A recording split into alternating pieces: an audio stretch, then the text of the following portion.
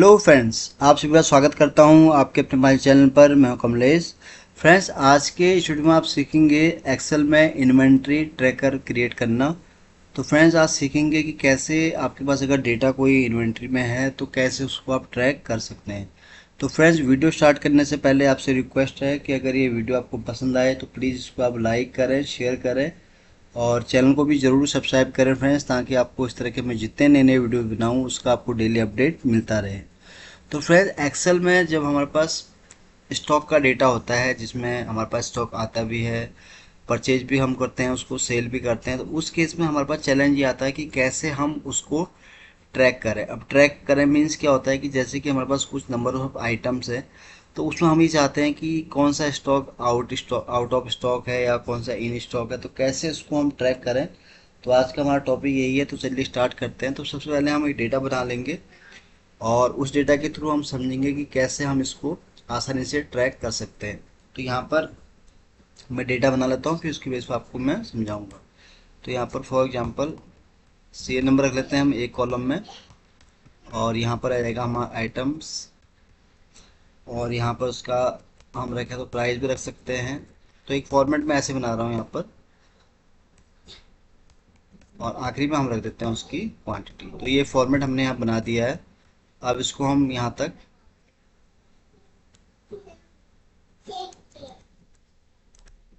इसको मैं यहीं तक रैंडमली ऐसे ड्रग यहाँ तक बॉर्डरिंग कर लेता हूँ। बाकी आप अपने हिसाब से जितने भी आपके पास आइटम है उसके हिसाब से आप इसको बना सकते हैं। जैसे एग्जांपल के लिए मैं आपको अभी इतना ही यहाँ पर डेटा तैयार कर रहा हूँ। तो ये आ गया हमारे पास, सीरियल नंबर आ गया, आइटम हो गया, प्राइस हो गया एंड क्वांटिटी हो गया। अब इसमें हम डेटा फीड कर लेते हैं। तो सबसे पहले हम सीरियल नंबर अपडेट कर देते हैं। तो इसको हम ड्रैग कर लेते हैं यहाँ तक। अब आइटम यहाँ पर ले लेते हैं हम, TV, LED, LCD, mixer grinder,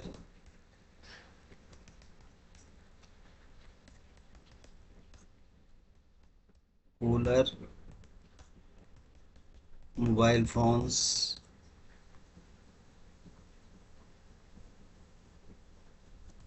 microwave,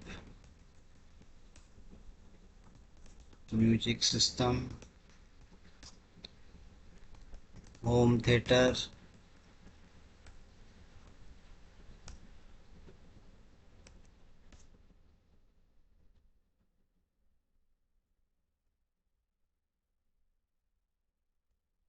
speaker,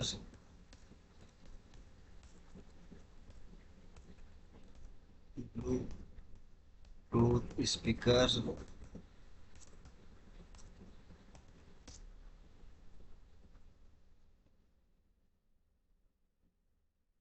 earphone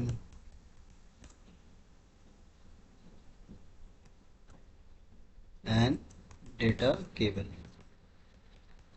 तो ये मैंने रैंडमली कुछ इस तरह से यहाँ पर आइटम की लिस्ट बना दी है फ्रेंड्स। अब यहाँ पर हम प्राइस अपडेट कर लेते हैं इनका। प्राइस के लिए मैं यहाँ यूज़ करूँगा rand between bracket open, minimum हम रख लेते हैं प्राइस 15,000 और मैक्सिमम हम रख लेते हैं यहाँ पर 28,000। ट्रैक कर लेते हैं इसको। तो ये हमारे पास डेटा आ गया है प्राइस का। अब है क्वांटिटी, तो क्वांटिटी भी हम ऐसे रख लेते हैं यहाँ पर। तो मिनिमम हम रख लेते हैं यहाँ पर रैंड बिटवीन 0 और मैक्सिमम हम रख लेते हैं यहाँ पर 50। देखिए, जीरो यहाँ कहीं नहीं आया, तो कहीं कहीं मैं यहाँ जीरो भी अपडेट कर देता हूँ। इसको पहले तो मैं फंक्शन को यहाँ से रिमूव कर देता हूँ, क्योंकि उससे क्या होगा कि बार बार मैं जहाँ पे क्लिक करूँगा ये उसके हिसाब से चेंज होता रहेगा।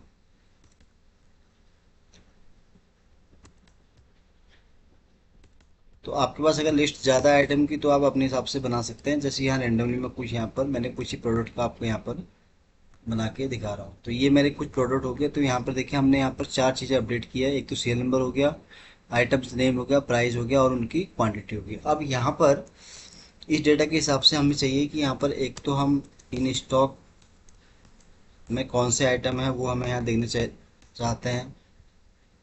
दूसरा हम चाह रहे हैं कि out of stock, out of stock. तो इन स्टॉक हम हो गया हमारा, ये हो जाएगा हमारा ग्रीन में रख लेते हैं इसको हम।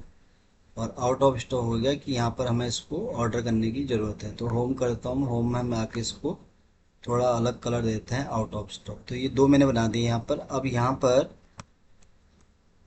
इन आइटम में से, अब देखिए हमारे पास अभी तो लिस्ट छोटी है, लेकिन प्रॉब्लम तब आती है जब हमारे पास लिस्ट बहुत बड़ी होती है।